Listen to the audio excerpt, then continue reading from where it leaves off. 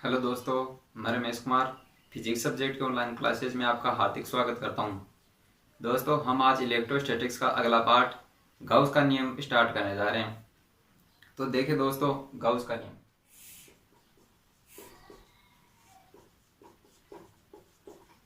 दोस्तों, ये इलेक्ट्रोस्टैटिक्स का दूसरा पार्ट है या विद्युत क्षेत्र का अपन अगला पार्ट भी कह सकते हैं।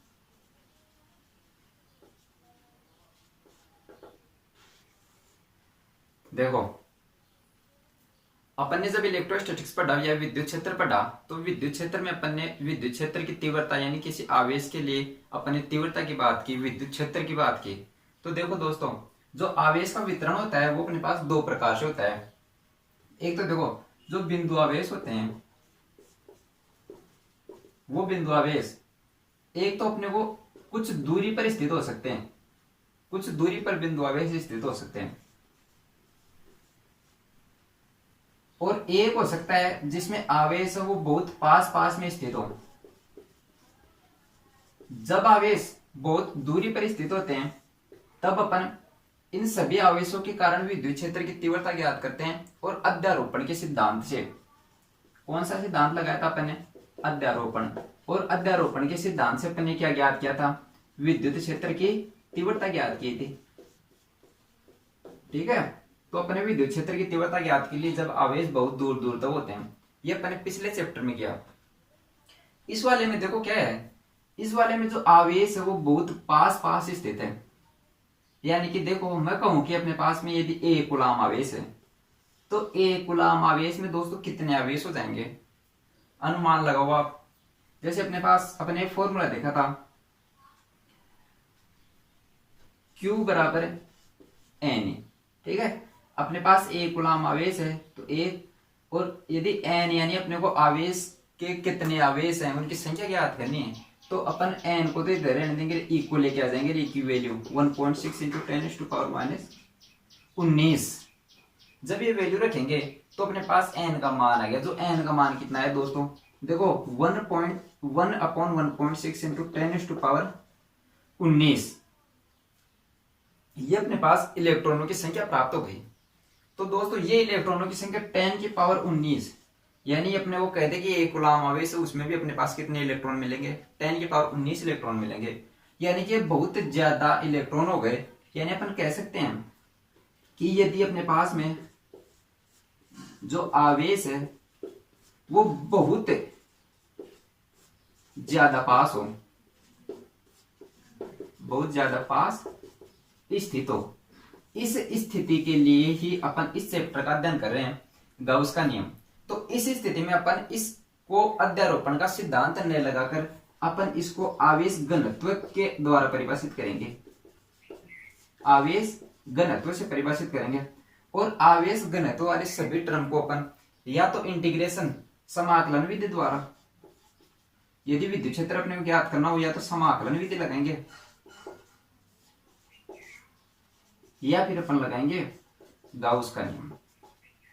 ठीक है, इन दोनों के द्वारा अपन क्या ज्ञात करेंगे? विद्युत क्षेत्र ज्ञात करेंगे।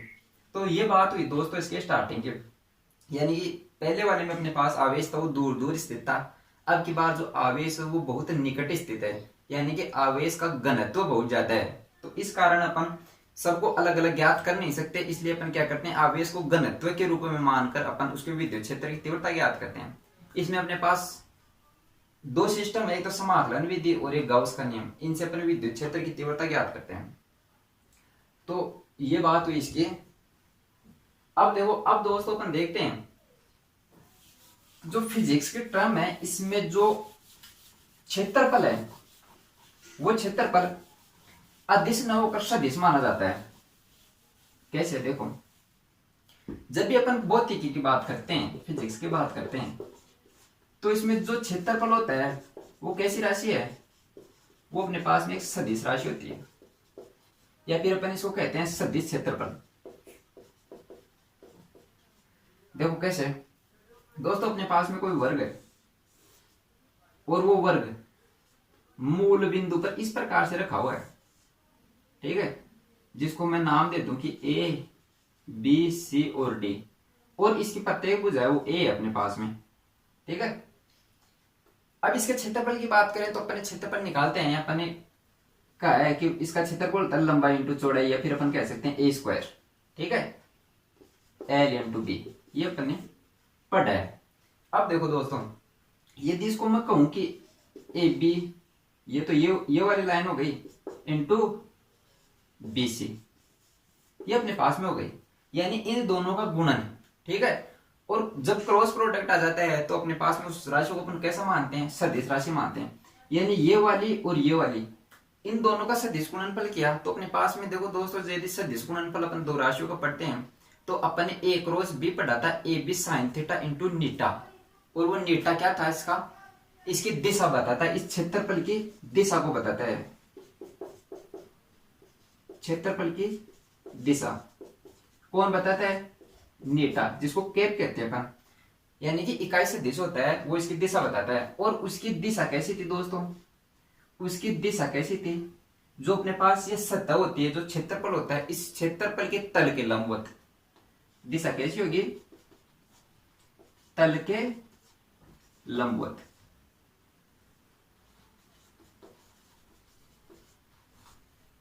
ठीक है, तो ये बात हो गई क्षेत्रफल सदिश की। यानी कि अपन भौतिकी में क्षेत्रफल को कैसी राशि मानते हैं, सदिश राशि मानते हैं। और इस क्षेत्रफल सदिश की दिशा कैसी होती है, जो इसका तल होता है, इसे तल से लंबवत। अब देखो, तल के लंबवत की बात करें तो अपने पास दो प्रकार से हो सकता है। देखो, इसमें बात करें तो ये अपने पास में आई कैप, ये जे कैप। तो देखो, इस तल के लंबवत कौन आएगा, ये तल के लंबवत आ गया। इस तल के लंबवत अपने पास बाहर की तरफ और अंदर की तरफ दो प्रकार की दिशाएं मिल सकती है। यानी कि इसके लिए मैं कह सकता हूं कि अपने पास में जो देखो आई जे और के बच गया, तो के किसको व्यक्त करेगा, जेड को, तीसरे निर्देशांक को। तो जेड कैप और माइनस जेड कैप के लिए अपने पास ये निर्देशांक अपन लेते हैं, माइनस के कैप और के कैप, ये दोनों ही अपने पास में सही रहेगा, दोनों ही गलत नहीं रहेगा। और ऐसे ऐसे क्षेत्रफल जो 2D में हो, यानी वे क्षेत्रफल जो अपने पास 2D में होते हैं, इनको अपन कहते हैं खुला क्षेत्रफल या फिर ओपन सरफेस, ओपन एरिया, खुला क्षेत्रफल। ठीक है, यानी 2D में हो तो उनको अपन खुला क्षेत्रफल कहेंगे, ओपन एरिया कहेंगे। इसमें अपने पास को दो प्रकार की राशियां अपने पास क्षेत्रफल सदिश की हो सकती हैं। ठीक है, पॉजिटिव और नेगेटिव।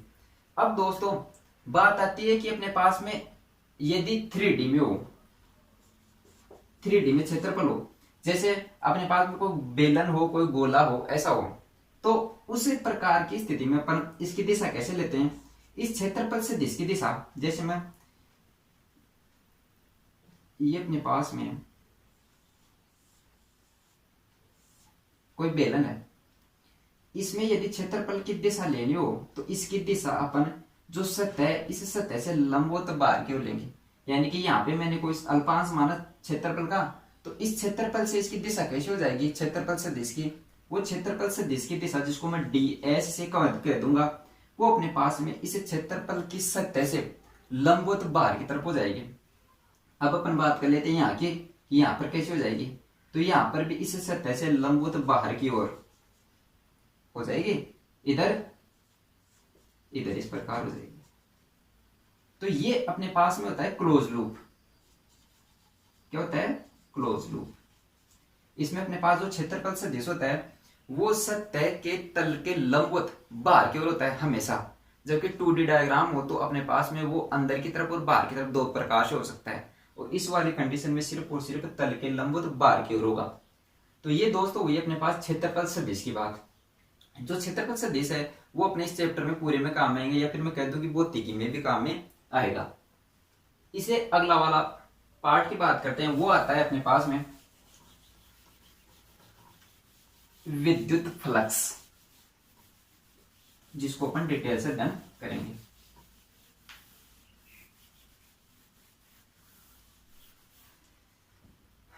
बात करते हैं विद्युत फ्लक्स की। इस विद्युत फ्लक्स को अपन फाई के द्वारा शो करते हैं। फाई यानी एक गोला और उसमें से एक लाइन आर के पार, तो ये होता है अपने पास में विद्युत फ्लक्स। अब होता क्या है ये, देखो यदि अपने पास में कोई विद्युत क्षेत्र स्थित है, ये वाला कोई विद्युत क्षेत्र स्थित है, इस विद्युत क्षेत्र के, इसको मैं ई कह दूं, इसमें यदि कोई अपने पास एक सरफेस स्थित है, कोई सरफेस अपने पास में कोई क्षेत्रफल है, तो इस क्षेत्रफल से गुजरने वाली लंबवत बल रेखाओं की संख्या क्या कहलाती है अपने पास में? विद्युत फ्लक्स कहलाती है, जिसको अपन फाई से कहते हैं। तो देख लो इसकी परिभाषा क्या होती है। विद्युत क्षेत्र में स्थित किसी क्षेत्रफल से गुजरने वाली लंबवत बल रेखाओं की संख्या, ये ध्यान में रखना, लंबवत, ये इंपॉर्टेंट रहेगा अपने पास में। लंबवत गुजरने वाली बल रेखाओं की संख्या, बल रेखाओं की संख्या या फिर विद्युत क्षेत्र रेखाएं, बल रेखाओं की संख्या अपन ने डिटेल से पढ़ा था। बल रेखाएं क्या होती है? विद्युत क्षेत्र को दर्शाने के काम में आती है। तो यहाँ पे विद्युत क्षेत्र को कौन प्रदर्शित कर रहे हैं? ये बल रेखाएं कर रही हैं। अब देखो यहाँ पे यदि मैं बात करूं कि यहाँ पर फाई कितना होगा, तो यहाँ पर देखो फाई, यहाँ पर फाई कितना हुआ? 2 हुआ, क्योंकि यहाँ से कितनी बल रेखाएं जा रही है? 2 जा रही हैं। यदि बात करें अपन यहाँ पर क्षेत्रफल सदिश की, तो क्षेत्रफल सदिश कैसा होगा? ऐसा, ठीक है, यानी तल के लंबवत ऐसे ये यहाँ पे रखा हुआ है। ये तो विद्युत क्षेत्र रेखाएं जा रही हैं ऐसे इस प्रकार से, ठीक है, और यहाँ पर ये तल ऐसे रखा हुआ, तो इस तल के लंबवत बाहर की तरफ ये अपने पास में रहा इसका क्षेत्रफल सदिश, जिसको मैं डीएस वेक्टर कह दूंगा। तो देखो डीएस वेक्टर और ई ये दोनों तो कैसे होते हैं? आपस में समांतर होने चाहिए। जबकि अपने पास में जो सतह है वो सतह कैसी होनी चाहिए? लंबवत होनी चाहिए। किसके? विद्युत क्षेत्र के। तो देखो विद्युत क्षेत्र की दिशा अपने पास में ये थी, इस विद्युत क्षेत्र के लंबवत तो मिल गया अपने को ये सतह, और इस सतह का जो क्षेत्रफल सदिश था वो विद्युत क्षेत्र का कैसा हुआ? वो विद्युत क्षेत्र के समांतर होगा। यानी अपन कह दें कि डीएस और ई कैसे हैं? समांतर हैं। और अपन कह दें कि जो ई और सतह हैं, ओनली सतह की बात करें, ये कैसे होनी चाहिए अपने पास? लंबवत होनी चाहिए। तो अपने पास में जो विद्युत बल रेखाएं इससे गुजरेंगी इस सतह से, उनको अपन क्या कहेंगे? विद्युत फ्लक्स कहेंगे। विद्युत फ्लक्स को अपन ई डीएस कोस थीटा के द्वारा परिभाषित करते हैं। ई डीएस कोस थीटा के द्वारा परिभाषित करते हैं, जिसमें देखो इसको समझ लो एक बार, फिर मैं उसको डिटेल से बताता हूं कि ई डीएस कोस थीटा क्या सिस्टम है। ये इस वाले को रब कर देता हूं।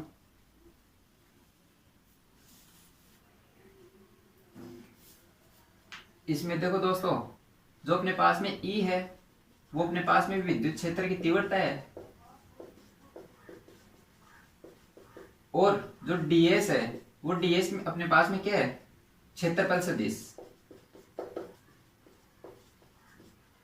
और कोस थीटा है अपने पास में, वो कोस थीटा यानी जो थीटा है वो अपने पास में देखो, यानी ये अपने पास में जो सतह थी और ये अपने पास में विद्युत क्षेत्रफल था, यानी विद्युत क्षेत्र था, और ये सतह थी। तो जो ये डीएस था, इस डीएस और इस विद्युत क्षेत्रफल के मध्य जो कोण बनता है वो क्या कहलाता है? थीटा, जिसको अपन कोस थीटा वाला टर्म्स लेते हैं। देखो इसको समझना। देखो इस डायग्राम को थोड़ा सा अच्छे से और बनाता हूं मैं। यदि ये अपने पास में ऐसे,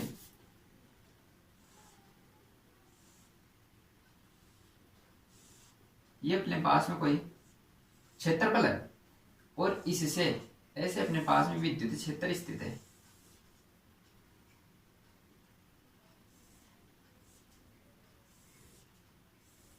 ठीक है, ऐसे।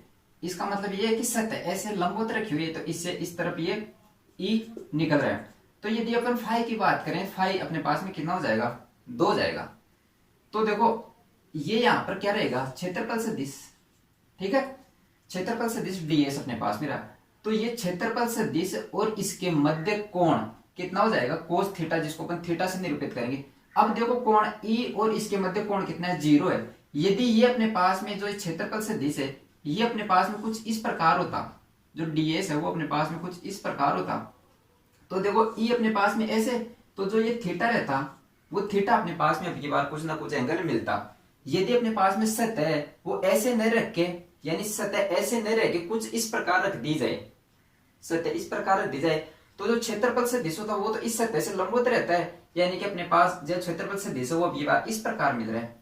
तो अपने को जो परिभाषा देखी थी उसमें क्या देखा था, लंबवत होना चाहिए। तो लंबवत तो कौन सा रहेगा, ये वाला घटक, यानी कि जो डीएस है, जो ऐसे है उसके दो घटक बना लेंगे अपन, एक तो डीएस कोस थीटा और एक डीएस साइन थीटा।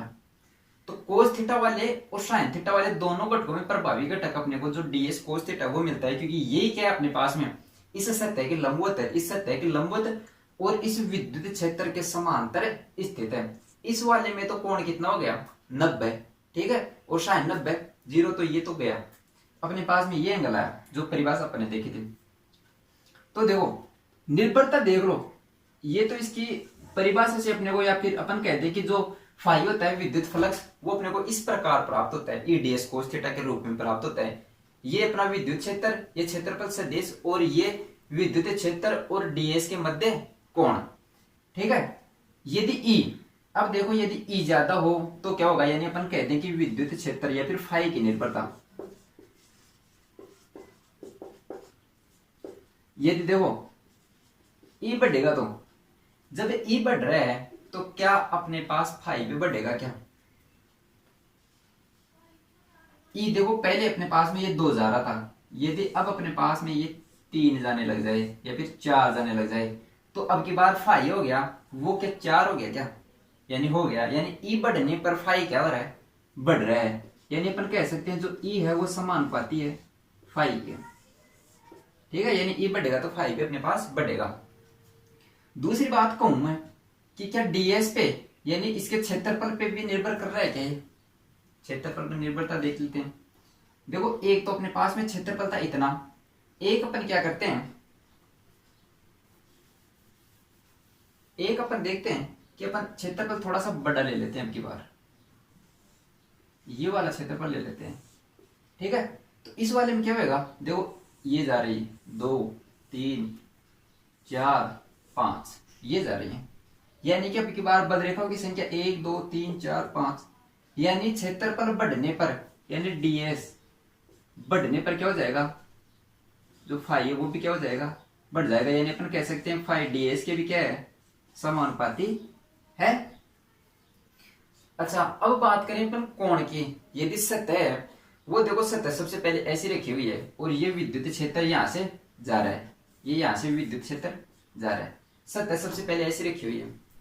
फिर अपन ने घुमाना स्टार्ट किया यानी थीटा, देखो ऐसे घुमाएंगे तो क्षेत्रफल सदिश ये, यदि इसको घुमाना स्टार्ट किया तो क्षेत्रफल सदिश है वो कुछ ना कुछ एंगल बनाता बनाता बनाता 90 पे भी चला जाएगा, ठीक है। तो कोस थीटा की वैल्यू क्या होती है, धीरे धीरे धीरे धीरे धीरे बढ़ती जाएगी। अब देखो बात करूं मैं, सबसे पहले होता है कोस 30, फिर कोस 60, फिर कोस 90 और सबसे पहले रहता है 0। इसमें देखो डीएस और ई के मध्य कितना कोण रहता है, 0 कोण रहता है। फाई और डीएस के मध्य यदि 0 डिग्री का कोण रहेगा तो देखो कोस 0 की वैल्यू 1, कोस 30 की वैल्यू, कोस 30 की वैल्यू होती है √3/2, यानी कितनी हुई, फिर 60 डिग्री, फिर 90 डिग्री, 90 डिग्री पे कितना हुआ 0, यानी 1 से चलाना प्रारंभ हुई होगी 0 पर, यानी कम हो रही है, ठीक है।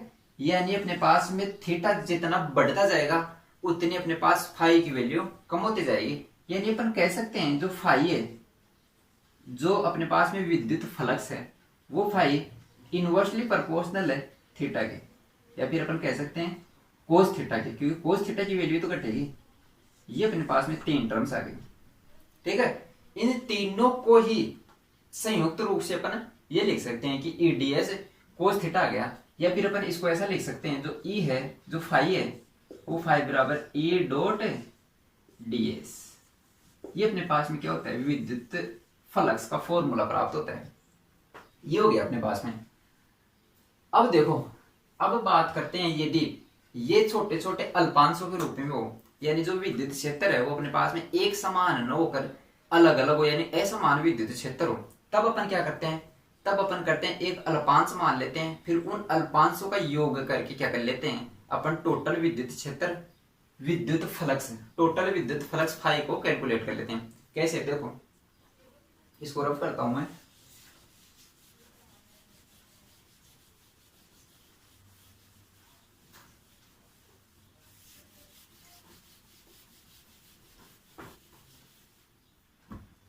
यदि अपने पास में देखो ये सतह है, ठीक है, इसमें अपने विद्युत क्षेत्र वो ई है, ठीक, ऐसे ये जा रही है, ऐसा मान के चलो आप, ऐसा मान प्रकार का है। अब अपन क्या करते हैं, इसमें एक छोटा सा अल्पांश ले लेते हैं, अपन छोटा सा अल्पांश ले लिया अपन ने ds वेक्टर, ठीक है, और अपने विद्युत क्षेत्र यहां पर मान लिया कितना है, ई है, यहां पर विद्युत क्षेत्र कितना मान लिया इस अल्पांश के लिए ई है। तो यदि अपन अल्पांश के लिए यदि अपन विद्युत फ्लक्स देखें तो वो कितना आ जाएगा, जिसको मैं कह दूं डी फाई, तो वो मेरे पास आ जाएगा ई डॉट ds, यानी इस बिंदु पर जो विद्युत क्षेत्र है वो और ds इसका क्षेत्रफल, ये अपने पास में आ गया। अब यदि अपने को टोटल निकालना हो तो अपन क्या करेंगे, देखो वहां पर तो अपन अध्यारोपण का सिद्धांत लगा देते थे और क्या करते थे उन सब का सदिश योग कर देते। अब ये देखो अपने पास विद्युत फ्लक्स सदिश राशि है या अदिश राशि है, ये अपने पास में फाई बराबर ई डॉट ds वेक्टर है, यानी अपन कह सकते हैं कि फाई डॉट प्रोडक्ट है, यानी कि अदिश राशि है, अदिश राशि। तो विद्युत फ्लक्स कैसी राशि हुई, अदिश राशि हुई, जो विद्युत फ्लक्स है वो अदिश राशि अपने को प्राप्त होती है, अदिश राशि है। और इसमें भी अपन अल्पांश की बात कर रहे हैं, तो अल्पांश के लिए अपने को ये मिल गया, अपन क्या करेंगे, यदि एक अल्पांश मिल गया और अपन बात करना चाहिए कि इस पूरे सरफेस के लिए, ये अपन ने एक सरफेस ले लिया इस पूरे के लिए, तो अपन क्या करेंगे, यदि अपने पास अल्पांश हो तो उन सब अल्पांशों का योग कर लेंगे अपन, अल्पांशों का योग कर लेंगे। योग किसके द्वारा करेंगे अपन, समीशन के द्वारा, समीशन के द्वारा करेंगे तो अपने पास मिल जाएगा, वो क्या मिल जाएगा, टोटल फाई, और फाई के लिए अपन कह देंगे कि समीशन ई आई डॉट, देखो ये ds तो ये टोटल के लिए ले लेते हैं अपन, डेल्टा ds ले लेते हैं छोटे वाले के लिए, ठीक है, तो ये डेल्टा ds अपने पास में क्या आ गया, छोटा सा अल्पांश वेक्टर है। और e और ds क्षेत्रफल सदिश, मैंने आपको बता दिया क्षेत्रफल कैसी है, सदिश राशि है, और e विद्युत क्षेत्र कैसी राशि है, सदिश राशि है।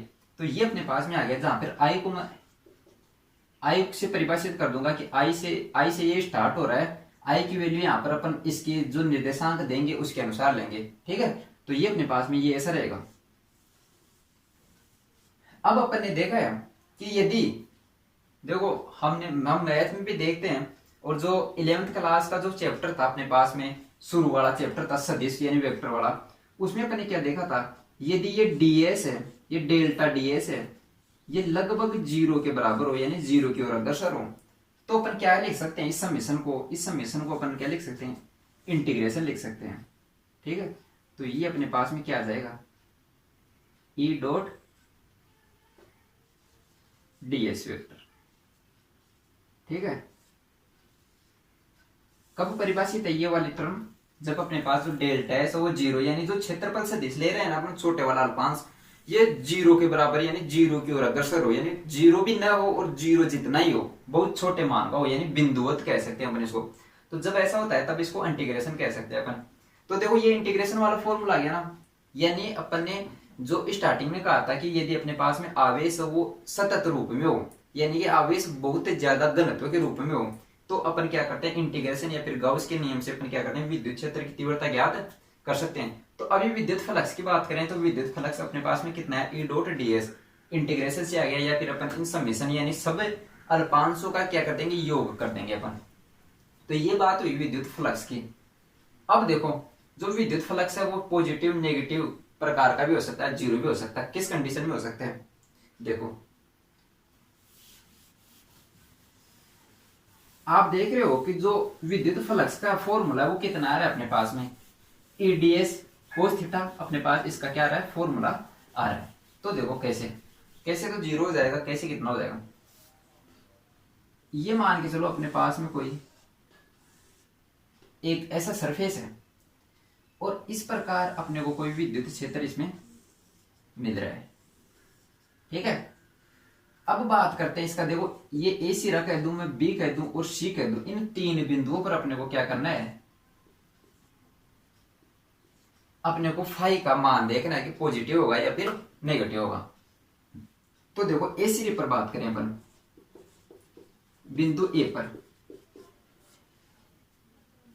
क्या ये क्लोज सरफेस है, क्या क्लोज सरफेस है, क्योंकि ये बेलनाकार सतह है और बेलनाकार सतह 3D का रूप है, और 3D के रूप में क्या होता है, जो क्षेत्रफल सदिश होता है वो सतह से लंबवत बाहर की ओर होता है। यानी इस पर बात करेंगे तो क्षेत्रफल सदिश किस पर हो, किस प्रकार होगा, इस प्रकार।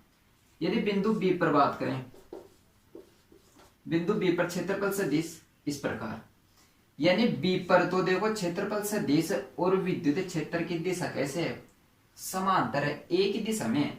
तो अपन जब फॉर्मूला लगाएंगे फाई बराबर E D S cos zero की वैल्यू कितनी, एक, यानी अपन कह सकते हैं ईडीएस, ठीक है। बिंदु ए पर बात करें तो देखो क्षेत्रफल सदिश इस प्रकार होगा आपकी बार, यानी कि जो ई है वो तो इस प्रकार जा रहा है और क्षेत्रफल सदिश होगा वो इसके विपरीत प्रकार का होगा। यानी कोण कितना हो जाएगा, देखो जीरो से चल के कितना हो जाएगा, 180 डिग्री पे हो जाएगा। तो अपन जब फॉर्मूला लगाएंगे फाई बराबर ई डी एस कोस 180, कोस 180 का मान -1, यानी जो फाई आएगा वो -e ds अपने को प्राप्त होगा। है बात समझ में। यानी देखो ये सरफेस ऐसे थी, इसको अपन ऐसे घुमा दे 90 पे लाके, फिर ऐसे घुमा दे 180 डिग्री पे ले आए।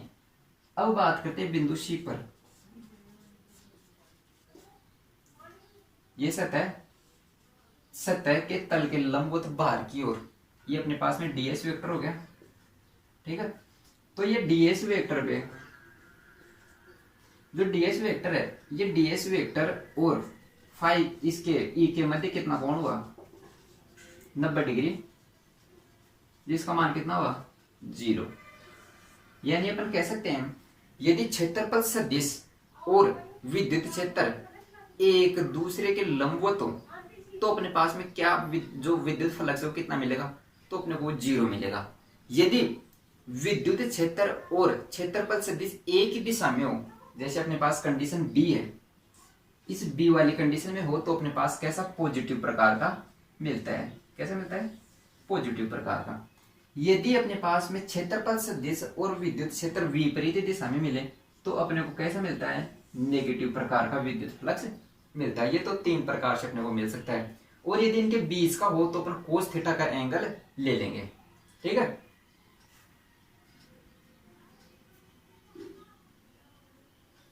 यदि अपन इसके मात्रक की बात करें तो मात्रक कितना हो जाएगा इसका, तो ये वाला समझ में आ गया, इसको मिटा देता हूं मैं।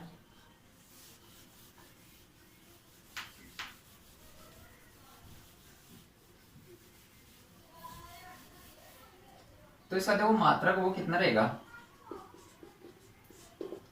देखो फाई बराबर ई डॉट डी एस मिलेगा अपने को, यानी विद्युत क्षेत्र यानी न्यूटन पर कूलम्ब, और क्षेत्रफल यानी मीटर स्क्वायर, ठीक है। तो ये तो अपने पास इसका मात्रक आ गया। यदि इसकी विमा की बात करें अपन तो विमा कितनी मिल जाएगी अपने को, देखो बल का मात्रक कितना होता है न्यूटन, तो न्यूटन का mLT -2 आपने पढ़ा है। न्यूटन F बराबर m से अपन ने निकाला है, द्रव्यमान इंटू त्वरण स्क्वायर, द्रव्यमान इंटू त्वरण से F बराबर m से। तो देखो ये mLT -2 अपने को मिलता है, और कुलाम अपने को किस से मिलता है, I बराबर Q अपॉन T से। तो Q का मात्रक कुलाम, I इंटू टी, यानी कि I into T ampere into second, ठीक है। और ये मीटर स्क्वायर यानी L स्क्वायर, बस हो गया। M L3 स्टिक को ऊपर ले दो, -3 इंटू एम्पियर, ये अपने को इसकी विमा मिल गई।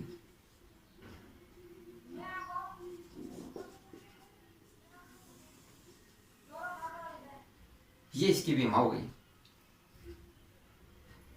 अब दोस्तों अब बात करते हैं अपन आवेश के वितरण की। अगला टॉपिक है अपना आवेश का वितरण, यानी कि जो आवेश है वो किस किस प्रकार के रूप में अपने पास सतह हो सकते हैं और उन सतह पर किस प्रकार से ये वितरित हो सकता है। तो यहां तक तो अपने विद्युत फ्लक्स की बात हो गई और ये लगभग यहां पर ये कंप्लीट हो गया। अब देखो इसको रख करता हूं मैं।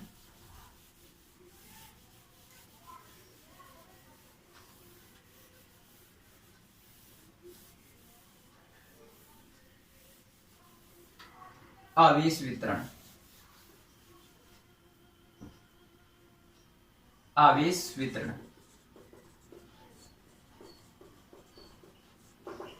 तो दोस्तों देखो जो आवेश वितरण है वो अपने को तीन प्रकार से मिल सकता है।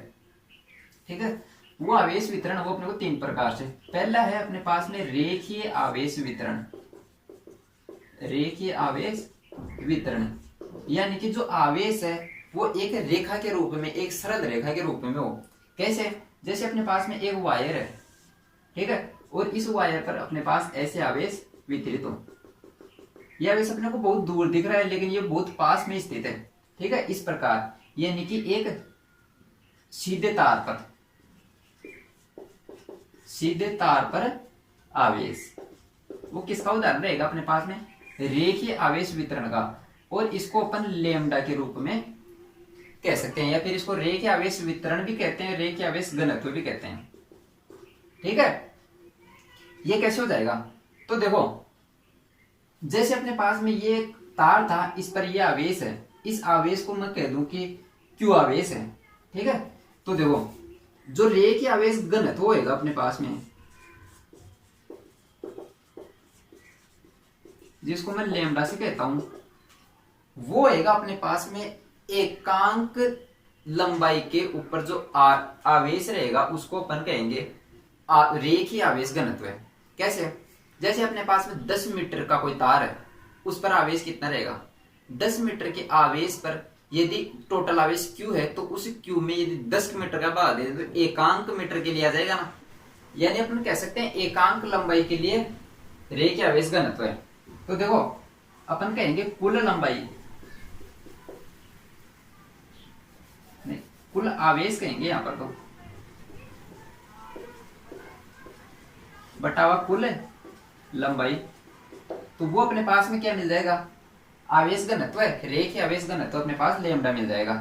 तो ये इसका फॉर्मूला हो जाएगा। और इसकी परिभाषा की बात कहूं मैं तो ये हो जाएगी अपने पास में, यानी कि एकांक लंबाई पर उपस्थित आवेश, एकांक लंबाई पर उपस्थित आवेश, ये अपने पास में हो जाएगा रेखीय आवेश वितरण। और देखो दोस्तों रेखीय आवेश घनत्व अपने पास में ये मिल गया Q अपॉन L। ठीक है, यदि इसकी मात्रा की बात करें अपन तो इसका मात्रक क्या हो जाएगा? Q का आवेश का मात्रक कूलाम प्रति मीटर, क्योंकि अपने पास लंबाई और लंबाई पर मीटर में लेते हैं, तो ये इसका मात्रक हो गया। और ये रेखीय आवेश घनत्व जिसको अपन लेमडा से प्रदर्शित करते हैं, और लेमडा जो कितना हो गया? कुल आवेश बटा कुल लंबाई, यानी एकांक लंबाई के लिए अपने पास प्राप्त आवेश होता है वो। जो दूसरे प्रकार का अपने पास वितरण होता है, आवेश वितरण होता है, वो अपने पास में होता है क्षेत्रफल आवेश वितरण। वो दूसरे प्रकार का वितरण होगा अपने पास में क्षेत्रफल आवेश वितरण। ठीक है, यानी कि सेम वैसे ही लंबाई वाले की तरह यदि अपने पास में जो आवेश वितरण है वो किसी सतह पर हो, किसी क्षेत्रफल पर हो, तो अपने पास में जो वितरण है वो किस प्रकार का क्षेत्रफल आवेश वितरण होगा। इसकी यदि परिभाषा की बात करें तो इसको अपन देखो सिग्मा के द्वारा निरूपित करते हैं, और सिग्मा के द्वारा निरूपित करेंगे तो अपने पास में जो वितरण मिलेगा वो अपन कह देंगे कि एकांक क्षेत्रफल पर उपस्थित आवेश को अपन क्या कहेंगे? क्षेत्रफल आवेश वितरण। इसको सिग्मा के द्वारा निरूपित करते हैं, जो कितना हो जाएगा अपने पास में? देखो परिभाषा देख लो इसकी, एकांक क्षेत्रफल पर उपस्थित आवेश। ठीक है, ये हो जाएगा अपने पास में इसकी परिभाषा। और इसकी परिभाषा के अलावा यदि मैं बात करूं सिग्मा की, तो वो कितना हो जाएगा, कुल आवेश बटावा कुल क्षेत्रफल, यानी कि वो एकांक क्षेत्रफल के लिए आ जाएगा कुल क्षेत्रफल। यदि इसके मात्रक की बात करें तो देखो इसका मात्रक क्यू, यानी ये आवेश क्यू हो गया अपने पास में, और ये कितना हो गया मीटर स्क्वायर, यानी अपन कह देंगे कूलाम प्रति मीटर स्क्वायर। और जो तीसरे प्रकार का जो अपने पास आवेश वितरण होता है वो होता है अपने पास में आयतन आवेश वितरण, जिसको अपन रो के द्वारा निरूपित करते हैं। इस प्रकार इस वाले में देखो दोस्तों क्या होगा, आपकी बार जो अपने पास में आवेश है वो पूरे के पूरे आयतन में वितरित रहेगा। तो इसकी परिभाषा की जब बात करेंगे तो अपन कहेंगे कि एकांक आयतन में उपस्थित आवेश को क्या कहेंगे अपन, आयतन आवेश घनत्व है, जिसको अपन रो के द्वारा प्रदर्शित करते हैं। ठीक है, जो घनत्व आ जाएगा उसके लिए अपन ये रो परिभाषित करते हैं। ठीक है, तो इसकी परिभाषा की बात करें तो एकांक आयतन में उपस्थित आवेश, एकांक आयतन में उपस्थित आवेश, ये अपने पास में क्या हो जाएगा, आयतन आवेश घनत्व। ठीक है, और इसकी फॉर्मूले की बात करें तो अपने पास में जो रो है कुल आवेश बटावा कुल आयतन, यानी Q अपॉन वॉल्यूम, यानी कि कूलाम प्रति मीटर क्यूब। ठीक है, तो ये अपने पास में ये घनत्व हो गए, तीन प्रकार के घनत्व हो गए दोस्तों। एक तो रेखीय घनत्व है, और एक क्षेत्रफल घनत्व है, और एक आयतन घनत्व है। अपने पास जो पहला है उसको अपन प्रदर्शित कर रहे हैं सिग्मा से, नहीं जो क्षेत्रफल वाला उसको सिग्मा से, और जो पहला वाला था उसको लैम्डा से प्रदर्शित किया था, जो रेखीय आवेश घनत्व था। तो वो तो हो गया, देखो एकांक लंबाई के लिए घनत्व है, और उसका फॉर्मूला है कुल आवेश बटे हुए एकांक लंबाई। ठीक है, और उसका जो मात्रक था वो हो गया अपने पास कूलाम प्रति मीटर। जो दूसरे वाला है क्षेत्रफल आवेश घनत्व, यानी कि अपने पास क्षेत्रफल आवेश वितरण, उसमें क्या होता है उसको प्रदर्शित करते हैं सिग्मा से, और सिग्मा वाले में अपन क्या करेंगे कुल आवेश बटे हुए कुल क्षेत्रफल, क्योंकि इसमें क्षेत्रफल की बात करते हैं तो कुल आवेश बटा कुल क्षेत्रफल। इसके मात्रक की बात करें तो अपने पास में कूलाम प्रति मीटर स्क्वायर हो जाएगी, क्योंकि क्षेत्रफल को अपन किससे डिनोट करते हैं, मीटर स्क्वायर से। तीसरा वाला आता है अपने पास में आयतन आवेश वितरण, तो उसमें क्या हो जाएगा कूलाम प्रति मीटर क्यूब। दोस्तों आज के लिए इतना ही काफी, और नेक्स्ट बात करेंगे अपन अगले लेक्चर में। आज के लिए इतना ही काफी, थैंक यू।